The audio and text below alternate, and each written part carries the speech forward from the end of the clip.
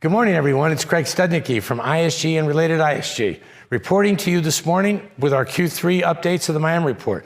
But from Mr. C in Miami Coconut Grove, look at this magnificent view we have in the background. It's been another interesting quarter. I'm about to show you some very interesting results that may surprise most of you. I'm really excited, though, because in a few minutes, I'm going to be accompanied by Mayor Francis Suarez, who will talk to all of us about his vision of Miami and where he thinks Miami's going, and more particularly, what he did to convince 122 companies to relocate their offices here in South Florida. Let me give you first some background and a little bit of a setup to the interview we're about to have with the mayor. The feeder markets of Miami. These is something I think we all need to keep top of mind.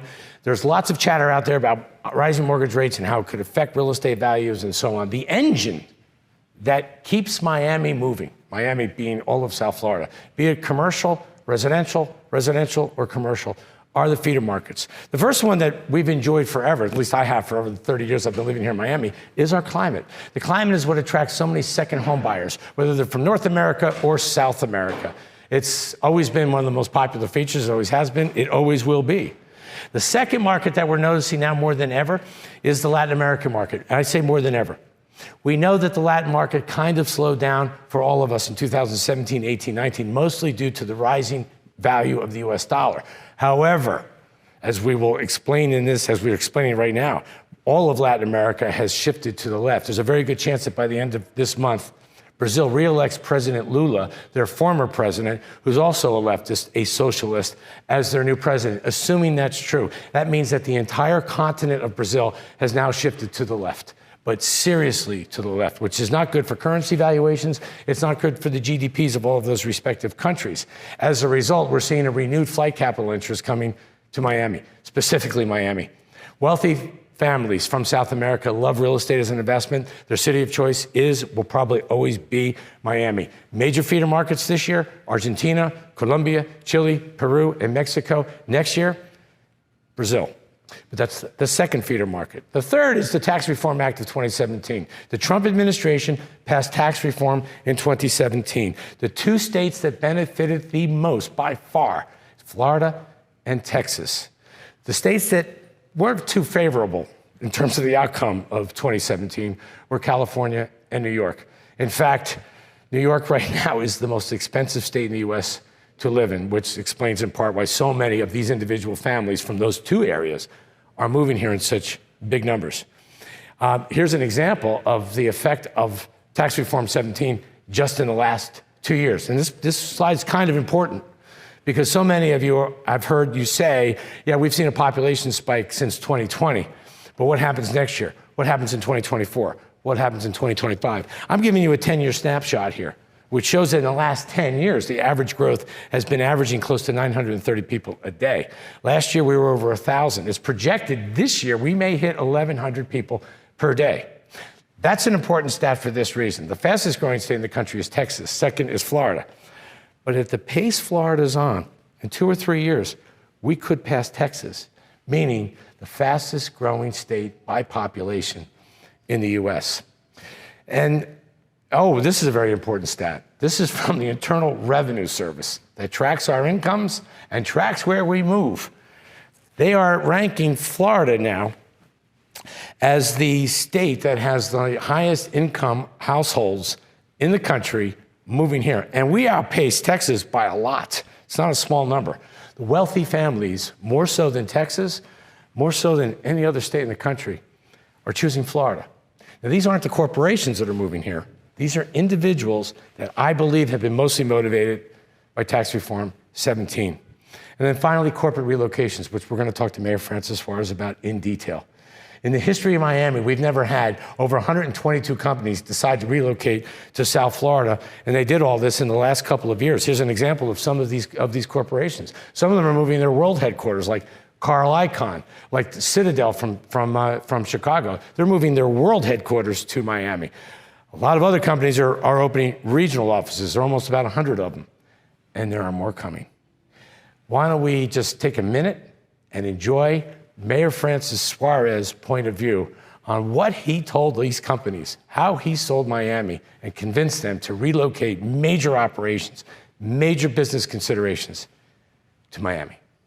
Mayor Suarez, thank you so much for joining me today. Thanks so much for having me. Now, please, for this Miami report, it's kind of a big deal. And listen, we've been speaking a lot lately. You've told me you're going to accompany me on all these Miami reports going forward. I am. You have a little better information than I have about what's going on in South Florida. It's public information, but it's almost like inside information. Yes. Well, listen, I spent a lot of time researching what's going on in Miami. Whenever I speak to you, I feel like I just moved here. Craig, nobody does it better than you. Well, no, I appreciate that very much. Thank you. But I'll be happy to be number 2 next to you. You know, I started publishing the Miami Report 13 years ago. It was right after the crisis of '08. And back then I used to publish it annually. And all we really did was measure inventory, where prices are going, where the buyers are coming from. Really basic stuff. But it was very confusing because the media always got it wrong when it came to our little town called Miami. That's right. Always. The last couple of years I've had to publish this quarterly because Miami's changing every quarter. It doesn't change every year It's anymore. phenomenal. It's the growth is dynamic. For years and years and years, I have enjoyed selling real estate here to second home buyers from North America and South America since 2017. Americans that were moving here because of the tax law change that President Trump passed. Sure. You know, they want to move to a no income state tax. It was either Texas or Florida. Absolutely. And since Texas doesn't have a lot of oceans, and Texas doesn't have this ridiculous weather, here we are in Coconut Grove today. Incredible. In the middle of October. We're so lucky to live here. That's another feeder market that came here. We've always had Latin America, and Latin America continues to come. However, we have a 4th feeder market that we've never seen. Never seen. And I've done a lot of research on this. I don't know if any city in the United States is seeing the kind of growth that we're getting now from U.S. companies, as well as what's about to come in the next 5 to 10 years. I almost have this idea that you had a vision to transform Miami into this model U.S. city for the 21st century. Because you've somehow convinced over 122 major companies, most of which are Fortune 500 companies, to relocate their offices, their businesses here to South Florida, Miami, within the last 2 years. So far, only about 15 to 20% of those companies have arrived. The rest are planning. And I know just by common sense, there are more coming. Sir, you've transformed the city. This is no longer your mom's and dad's Miami. This is an international business center. This has always been the gateway to Latin America, but the Americans that are moving here have changed this again. Sir, I have spoken to so many people at ISG and related ISG and realtors all over South Florida, not to mention the millions of property owners, millions. I haven't talked to all of them, but I talked to a lot of them by email, by text. They would like me to ask you this question. In 2020, when we were all home, because we had to be home, you were on planes. You were flying all over the United States, from New York. You went to Illinois, where Chicago is. You went to California, back, crisscrossed the country. And you somehow convinced over 122 major corporations, starting with Ken Griffin, for example, at Citadel. You've got Carl Icahn that moved here. We've got Goldman Sachs opening an office here. Major corporations that are relocating here. And they're going to change South Florida forever. Sir? What was your sales pitch? What did you say to these companies? Because clearly it worked. It's proprietary. No, I'm just kidding. God, I hope not. No, it's not. Look, I am blessed. I am the first mayor of Miami in the 125-year history of the city that was born in the city. What does that mean? That means that there's no separation between the person that I am and the city that I love and that I represent and that I serve. And you're right, there was a vision, and that vision was built on the shoulders of other visionaries. So when you talk about people like Maurice Ferre, who began the vision that Miami could be the gateway to the Americas. And then people like my father, who brought all these sports franchises to Miami when he was mayor. And then today they're modern day visionaries like Manny Medina, who a few years ago envisioned that Miami, to be successful, had to have a technology ecosystem. All of that influenced my upbringing. All that influenced my vision for the city. And as a father now of an 8-year-old and a 4-year-old, I realized that for our city to succeed, for any city to succeed in the world, they needed to be at the intersection of this metamorphosis from a and a highly industrial economy to an ever-increasing digital economy. So that was my aha moment. And I realized, as you said, I started building this ecosystem with the help of so many people in this community. And then we had a catalytic moment, right? The catalytic moment was, you talk about some of these macro factors like the SALT deduction going away, right? So what did that mean? Right. That means that in a city like Miami, if you're in the highest tax bracket, you're only paying a third of your income in taxes. If you're in New York, you're paying 54% of your income in taxes. That means that for every dollar that you earn, you're only taking in 46 cents. Think about that. My son lives in New York City, and you're spot on. So it's like the government is your silent majority partner, right? But you don't get a say in that partnership. So I think there's a huge opportunity there. And then the second piece that happened that was a major differentiator, macro differentiator, was you had cities like New York and San Francisco kicking out their largest company and their largest innovator. In New York, kicking out Amazon after winning the HQ2 prize, and San Francisco kicking out Elon Musk by saying F Elon Musk and him saying message received and leaving. What people don't understand about those situations is it's not just that you're kicking out a company, which by the way, Amazon was going to provide 50,000 high-paying jobs for New York. It's not just that you're kicking out a billionaire. Elon Musk is the richest person in the world. Right. It's the signaling effect to the rest of the market when you're saying, we don't want you here. So by contrast, I wake up on December 4th of 2020, the same year you're talking about, and I see a tweet on my Twitter thread that says, hey, what if we move Silicon Valley to Miami? And I responded very innocently, never thinking that it was going to be like a viral moment or anything like that. How can I help? And that created a firestorm of investment because it was an attitude differentiator. Our city, which is a fundamentally pro-American city, a pro-police city, which means pro-safety, and pro-capitalism, pro-American dream, free market, is what people want because they want to be in a place where if they work hard, government's not going to take a penny of their dollars more than necessary. It's going to give them the ability to risk their capital, to invest right in real estate and other high-performing assets, and they're going to be able to retire eventually in the future. So that is the American dream, and I think no city in the world really has encapsulated that dream better and has changed its economics in a way that captures that. We're number one in the nation in tech job growth. Okay, we're number one in wage growth. We have a 1.4% unemployment, and we've moved. Is that low? 1.4%. Oh my gosh! According to Bloomberg. Okay, no, it's true. Because by the way, finding good people is impossible. Impossible. Right. And we've moved $2.5 trillion of assets under managed companies to Miami in the last 30 months. $2.5 trillion. That's the number I was trying to find. Thank you for giving me. That is an enormous number. Enormous amount of people. And also, as you and I touched on a few weeks ago. When cities are starting to feel as vibrant and as vital as Miami now is, especially with all these new wonderful young people coming here, what's happening with crime in Miami? Well, what we've done, again, is a counter-narrative to what other American cities have done. While other cities get into this crazy defund police movement, we did the exact opposite.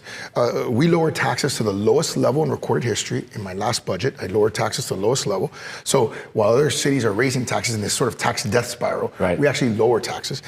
What was interesting is our revenue went through the roof because of our growth, because of the amount of construction, because of the amount of investment. Property taxes grow. Exactly. So we grew 12%, right? Which is the second most in recorded history, even though we had the lowest tax rate in recorded history.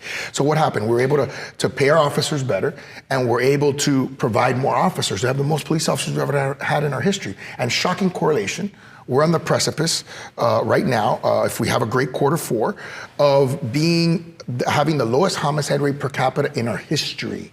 Shocking stat. Shocking correlation. Shocking. It's a shocking statistic because it's a counter narrative to what's happening in other urban American cities across the country. Well, yes. I mean, I know you've gotten kind of close with Mr. Griffin of Citadel. Yes. His decision to move his world headquarters here was no small thing. No, but Chicago hasn't been a very friendly city to a lot of people, unfortunately. That's sad for Chicago because it's a great city. It is. But you were able to convince them that here your employees won't have to go to work looking over their shoulder. Yes. This is Miami. We also touched a little bit on real estate taxes. Yeah. You were able to throw the residents of the citizens of Miami a little bone recently. That's right. You were able to reduce taxes. We did, and I think, again, it's my spike the ball moment, right? Like, we're winning, and I'm spiking the ball because I want the narrative to be, hey, we care about you. And I think a lot of cities are not they're not projecting that message. And I think what we're projecting is, we care about you. We want to have the lowest taxes ever. And guess what? Next year, if I can reduce taxes again, I'll reduce taxes even lower. Government is not created to subsist and to exist. Government provides a service. And once it's done, it shouldn't require a penny more of your money. It can't solve every problem. We just did a phenomenal thing, recently, which is we started the Venture Miami Scholarship Fund, where every single kid in Miami that's eligible for a Pell Grant will go to college to get a STEM degree for free at FIU, University of Miami, Florida Memorial, and Miami-Dade College. So we're empowering people to get the kind of educations that will match the jobs that we're bringing, because we're #1 in the nation in tech job growth. Can you imagine Miami #1 in the nation in tech job growth? I can, but sometimes when I say that, whether I'm in South America, it gets you excited. I can tell. I do. No, Look I how do. excited you get. No, this is the most exciting city in the United States right now. It is. It is great. You travel more than I do, but whenever I travel outside Miami, it's usually for business. Yeah. My son and daughter both live in New York, so when I go visit them, that's social. But wherever I am, whether it's New York or South America, when someone asks me, "Where do you live?" it's like I give them a 3 to 4 second pause, flow 1,200, and I say, "I live in Miami." And I almost say it just like that, nice and slow. Their eyes light up. They've got this smile, and I can't tell if they're happy for me or jealous. Right. Well, it's probably a combination. And I can tell you, the Miami Miracle, what I call the Miami Miracle, this transformation story, has resonated in the Middle East, South America, everywhere. And when you talk about what was this vision for Miami? How do we change this Miami? I realized that that the world is changing rapidly, and I came up with this concept called capital of capital. And the concept means that as jobs become more decentralized because you have remote work, there's still going to be a central point, a central hub where capital will aggregate and where capital decision deployments will be made. And I think increasingly it's going to be Miami. Why? Not just because of our tax structure, not just because we want it and we invite it in and other cities are pushing it out, but we're also geographically right in the center of 5 mega markets. New York, Silicon Valley, South America, the Middle East, and Europe. And none of those markets are any closer to the other than we are to all of them. And that gives us a great geo position, which allows us to sort of graduate from this great brand of being sort of the capital of Latin America. But I think as I project into the future, my vision is that Miami will be one of a handful, whether it's a dozen or half a dozen, truly global cities. And those are cities that are going to be at some level recession-proof. Well, speaking of recession-proof, there's a lot of chatter out in the world, especially here in South Florida particularly, because that's where I live and do business, that mortgage rates went up this year and real estate sales are slowing down. And in fact, I think prices may go down. Okay. We talked about these feeder markets. We have Latin America. We've always had Latin America. We have now this new American influx of individuals that are moving here because of what happened with Tax Reform 17. Right. Florida and Texas being the two big winners. We have we now have these 122 companies coming here, and most of which have not arrived yet. They're Americans, and they want bigger houses. They want bigger condos. It's 10 years ago, I could sell 1-bedroom condos all day long in Miami, particularly when I was in South America. Today, it's kind of tilted more towards the 2s and 3s because people are moving here permanently. So despite what's happened with mortgage rates this year, and despite all the talk about a recession, a recession with ridiculously unemployment rate, the average price of the average condo, the average price of the average house in South Florida this year is up about 15% more than it was last year being the most significant year we've ever seen in real estate appreciation in the United States, not just South Florida. Right. Secondly, we have noticed that realtors, they have this thing called days on the market. Right. So if I list your house, does it take 90 days, 120 days before I get a contract? Last year it was 90 days. People thought it was like 2 weeks. No, it was really 90 days. Year before that, 90. Year before that, 90. This year it fell to 60. So what we've seen, despite all the chatter about high interest rates in a recession, I'd love your opinion on this because we've seen our prices are rising, not as fast as last year, thankfully, because frankly, a 15% increase in your house, not so bad. You'll take that all day long. Sure. A 50% increase or a 100% increase from 2020 to 21, that sounds great, but eventually that starts to slow things down as well. But despite the recession talks and mortgage rates, we're still seeing tremendous appreciation and lots of activity in the real estate market, again, despite all this conversation about recession. So do you really see South Florida, as I do, Yeah. almost recession-proof? Yeah, I do, and I'll tell you why. And I'll give you some numbers because I know you're a numbers guy and you like to hear sort of the I don't know how I numbers became one, but I did. Tell a great story. You know, we have a tremendous amount of demand. You know, when we looked at rental price increases, right? Miami was at or near the top, right, in terms of what we're seeing. Now, we have historic inflation, right? So that's driving prices up as well. Yes. But you would see in urban America 25, maybe 35% increases. In Miami, it was more like 45, 50% increases. So what was happening? Everybody wanted to be here. So what's the cure for hyper demand? Supply. Right, and so, Amen. And so, what does that mean for Miami? Well, first you got to look at what supply is available, right? So the delta between what's built and what can be built in our zoning code, that's a form-based code, meaning that there's like invisible boxes over buildings that tell you what you can build there. That delta is 10 to 1. So we can actually get 10 times larger than what we are without changing our zoning code. We don't have to ask for permission from the government. You don't have to get anything special. That's just baked into the system. Is that mostly downtown Miami? That's mostly in downtown Miami, but that's in areas where there's high levels of density, right? So that's a 10 to 1 multiple. We've done the analysis already. What does our pipeline look like right now? You like to talk about numbers. Yeah. So our pipeline right now, the last time that I was told, we have 47,000 residential units in the construction pipeline. 47,000. What does that mean? Well, that's about a 25% increase in our entire housing stock. Yes, that's big. Right? So that's a 2 to 3 year build out. Yes. There's no signs that that's slowing in any way. And by the way, if prices cool a little bit, that's not necessarily a bad thing. It's not a bad thing for realtors because they get a percentage of the total rental amount. Sure. They're still going to get a big percentage.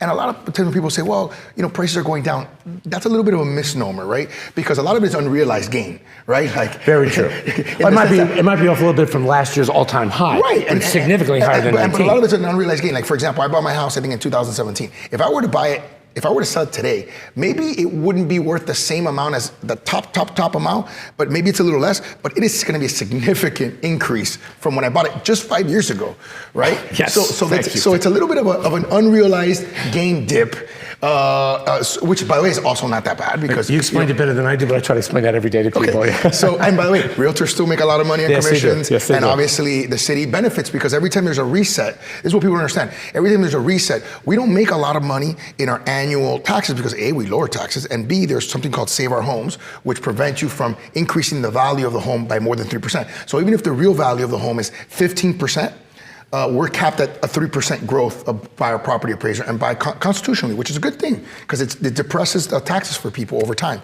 But what happens is when somebody buys, it resets at the new price. Sure, right. So even if prices are off from the high, right? These unrealized gains are off by 10 or 20%. It doesn't negatively affect the city because you're still realizing gains every time there's a transaction of 50, 60, 70%, right? So it keeps our tax base healthy, which allows me to keep reducing taxes and keep providing premium services, which is what we want to do for all our citizens. Without a doubt. And listen, what you just said about the 10 to 1 ratio, if I can say it differently, that means 90% of what could be developed right now is air. And by the way, yes, without any special approval. That's exactly right. And by the way, that's not even the second part, which is that doesn't touch commercial. So we've got multiple million square feet of commercial also in the development pipeline. So you've got some magnificent buildings that are going up. You know what I mean? On Brickell, just approved a couple of buildings on Brickell. One across from the Icon, that's from Related Miami. Right. One across the street from that, from Related New York. So you've got these just iconic buildings that are going all over Wynwood, all over the Design District, all over Edgewater and Midtown. So there's going to be lots of inventory to sell, and we need that. So it's great. We are going to need it. I had a meeting yesterday with a bunch of real estate agents from Mexico City, and I asked them. I was talking about the population growth of Florida because we're the second fastest growing state in the U.S., right behind Texas. Sure. Although I'll tell you something, I've been following the trend lines that Athena Rosano's been providing me, and it's quite possible, not next year, but 2 or 3 years, we might take Texas. We might become, because of you, the #1 fastest growing state in the U.S. I believe it. If 90% of the FAR is still available to me, let me tell you how important it is. So these folks from Mexico City are in yesterday. And I said, does anybody know the population of Mexico City? And someone said 22 million. That's pretty close. Yeah. Anybody know the population of Sao Paulo? It's about 20 to 21. Very good. How about New York City? 10. Very good. How about Miami? You got it. Oh, God. I wish you were with me. $500,600,000. I heard, well, that's the city of Miami. Correct. I said, I'm not going to ask about the city. I'm going to ask for all of Miami. Right. 2.8. Who wants to, exactly, who wants to take a guess? Somebody said 10 million. Right. Someone said 7. So that capacity differential. I set you up for that. Yeah, total setup. It's under 3 million. Yeah. It's 2.7 million people. Yeah. What? They can't I believe said, so it. imagine. Yeah. I don't know how to say it's this. It's not a mega city like these other mega cities that you see around the country. Yeah, are we the biggest small city or the smallest big city? I don't know. We're the best small big city. I don't know. We are. We're the best city, period. And the available FAR in downtown, we need it. Yeah. So we can go from 185,000 dwelling units. We're going to go up 47,000 more. So we'll be at, approximately 225,000, approximately, right, give or take. And then from that, we can go up to 1,500,000 dwelling units. So we got 10x. I mean, it's huge. We've got room to receive all of these people now from literally all over the world. And by the way, that's why we're bullish on Miami versus other cities like New York and San Francisco. They have structural problems, right, with their tax rate, crime, homelessness, et cetera. Huge. And we are also putting out a plan to be the first major urban city to have zero homeless. And we're working on that. We're dedicating a significant amount of funds for that. That's important because it's a quality of life issue. Without doubt. Without doubt. And so, but in addition to that, New York is built out. San Francisco is artificially constrained. So when you look at competition, which is also how you gauge where's demand going to be, right? How our price is going to be stable over time. Well, you got to look at your competitors, right? What are your competitors doing? Are they evolving? Are they adapting? Are they doing something new? And the answer is no. No. Right. Listen, I know you're busy. I so appreciate you being here today. This is fun for me. Well, you make it fun. Well, you sell Miami passionately, and I have tremendous respect for people that do it well too. That get to test their passion, and you do it every single day. I love it. We're a part of each other now, and yes. I told everybody at ISG and related ISG that that we can count on Mayor Suarez to be with me at the end of every quarter to talk about what happened. Because Mayor, I promise you, because of you, this city is changing every 3 months in a rather meaningful way. Well, I'll just make we can finish with these 3 things this quarter that have happened, right? Please. The first is, obviously, we know Citadel, right? Oh. Everybody knows that. Yeah. But FTX also moved their headquarters from Chicago, their domestic headquarters, to Miami. And then Millennium took 100,000 feet in the Sabadell Bank building in Brickell. So they're bringing another 1,000, 1,500 employees. So those are 3 things. And then, of course, Financial Times named us #1 in the nation for foreign direct investment. So those are 3 major things that happened just in the last few weeks. Again, this is not your mom's and dad's Miami, sir. No, sir. No, you've changed it. And we've done it together. There's over 60,000 realtors in South Florida and millions of property owners that I'm speaking for every one of them right now. But thanking you very much. You're welcome. You sell what we sell. You sell it at a higher level than we do, and we've benefited from all of your hard work. I do it with all my heart. I believe me. I know, guys. Believe me. He's an unusual mayor. I know we only have you for what, 3 more years? We'll see. And then we'll see what happens with Mayor Suarez. But your future is extremely bright, and I know you'll always have a lot of love for Miami, regardless of where the Republican Party takes you. We'll see. Yep. Thank you, Craig. Mayor Suarez, thank you so much. Thank you, guys. Mayor Suarez. He clearly has a passion and a ability to present Miami to anyone on the planet Earth. I love Miami too. I've been selling it for 30 years. A lot of you have as well. You have to admit, not like him. 122 companies so far. There are more coming. Now, how has this affected real estate in Q3 versus Q2? This is very brief. I'm going to give you an overview. We touched on some of these points in my discussion with the mayor, but I'm going to give it to you graphically. This is what happened with the average price of the average house this year in the Tri-County area. We always talk about Dade, Broward, and Palm Beach County. And you can see in 2018, they were trading for just under $450,000. But look at the real key point. Last year, the average house sold for $915,000. This year, it's up to $1,020,020. Yes, we've seen an increase in the average price of the average single-family home this year. I know about mortgage rates, but the feeder markets is the engine that's causing this. Condos behaving exactly the same. In 2018, the average price of an average condo in the general resale market was $500,000, a little over. This year, it's $655,000. But more than that, it's an increase of almost $100,000 from the average price of a year ago. Yes, condos continue to appreciate at a rather substantial rate. We're talking about standing inventory. We're not talking about new construction, pre-construction. But despite all the chatter of how high interest rates, higher mortgage rates could affect real estate valuations, that's not happening here.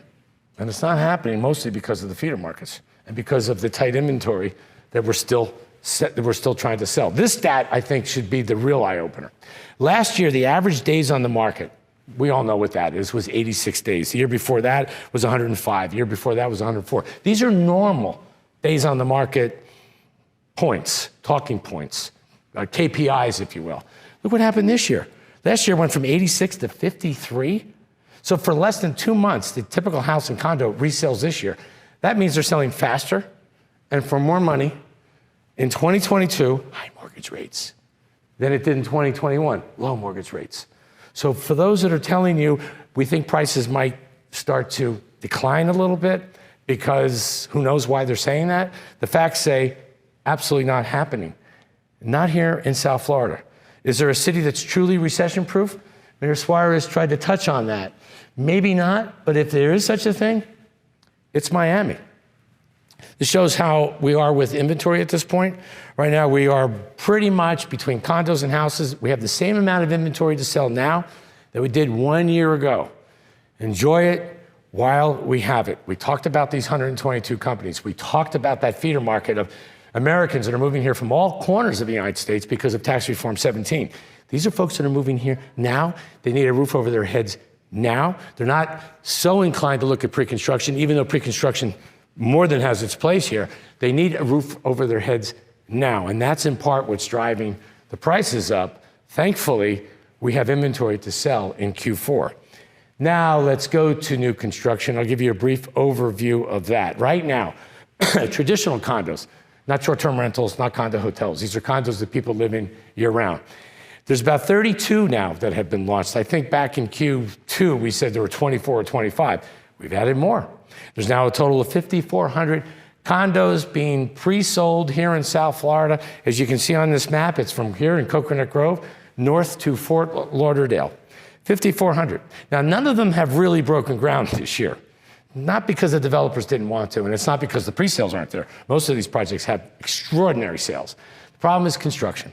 We're still dealing with the inflationary effect on construction cost, not to mention some supply chain issues. However, I think a lot of these projects are going to break ground next year. Next year, 2023, is when we're going to see some verticality with many of these projects. However, we don't have enough. We did a 20-year delivery analysis of condos here in South Florida. Between the year 2000 and call it 2008, almost 59,000 condos got built and sold between Miami and Fort Lauderdale. Honestly, that's a little bit too much, 59,000 in a 10-year period. The next cycle, which was the last decade, we built 20,000. They all got built, they all got sold. I think that's the number we kind of need of new supply in the pipeline just to meet demand. Right now, we have 5,400. 5,400. We are way short. We don't need 5,400. We need somewhere between 20 to 30,000 condos. Remember, in South Florida, we're bordered by the Atlantic Ocean to the east, the Everglades to the west. So in order to accommodate all of this growth from this enormous population boom is to go vertical. In order to go vertical, we're building more condos, but we need a lot more of them. We need a lot more of them just to accommodate, again, just demand. Aston Martin, I've used this in Q2, and I'm going to use it again now, if I may. It broke ground literally 5 years ago, October of 2017. They are now in their 6th year of construction. Now, it's a beautiful building, a little complicated because of its wonderful architectural design. Maybe they have some mobilization issues because they're building it in downtown Miami, and maybe all that kind of contributed to a little bit longer period of time to build in typically, but it's going to be finished after 6 years. The 5,400 condos that I think will break ground next year, folks, they're going to take 4, 5, 6 years to complete from next year. So what happens between now and then? I'm not talking about 2023, I'm talking about the end of this decade.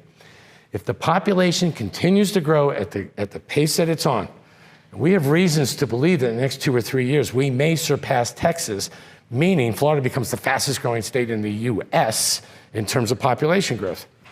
If all of that happens, and you only have MLS that you can sell, houses and condos in the multiple listing service, resale inventory, to sell to all of these Americans and even South Americans and Canadians that are moving here, then I will tell you, as the CEO of ISG, the CEO of related ISG, there is no way prices can come down, no matter what happens with mortgage rates, because we're still back to that same issue of supply shock, which gets me to the takeaways of today's presentation. The continued population growth is only getting more dynamic because of these 122 companies. There is no city in the US that can talk about these kinds of companies coming to Miami within the last 2 years. In the Miami report, which we're going to share with all of you, you'll see the list of all the companies that are coming here. It's impressive. Common sense says there are more coming. Because of the construction issues attached to some of the gorgeous new high-rises that the developers, whether it's related, PMG, it doesn't matter which developer it is, they're trying to get started. They have construction issues. And because of that, these projects have gotten a little delayed, and they're going to take 4, 5, 6 years to build. So between the time they finish from now, the only inventory people can buy that they can move into is existing inventory. Expect prices to continue to go this way. These 122 companies, that is a variable, a game changer. That's even kind of hard for me to wrap my head around because I'm still trying to understand the long-term impact of all of these companies coming here with these families. This is no longer a vacation playground city solo. It is also now a gateway city, probably the model city that Mayor Francis Suarez is trying to create, with more American companies coming here than we could have possibly imagined 2 years ago. To say the best is yet to come is probably true. As more and more of these companies settle here in South Florida, expect more changes. Expect a more viable, interesting city in every way. I look forward to seeing all of you at the end of Q4. My guests will be in the middle of January. And yes, Mayor Francis Suarez has agreed to join me and talk about what's new and what's coming in South Florida. Be well.